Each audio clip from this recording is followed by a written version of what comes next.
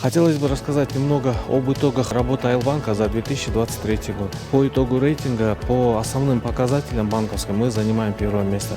Такими показателями, как активы банка, которые составляют на 1 декабря 107 миллиардов сомов, кредитный портфель у нас составляет более 41 миллиарда сомов, собственный капитал у нас составляет более 12,4 миллиарда сомов, депозитная база составляет почти 80 миллиардов сомов. И все эти показатели нам позволяют быть банком номер один в Кыргызской республике. Являясь государственным банком, одним из наших основных задач является, конечно, реализация государственных программ. Таких государственных программ, как финансирование сельского хозяйства. По итогу 2023 года финансирование сельского хозяйства мы профинансировали на 1 миллиард 650 миллионов сомов, и количество клиентов составляет более 3500. Также у нас, конечно, реализация такой программы, как кредитование агропромышленного комплекса.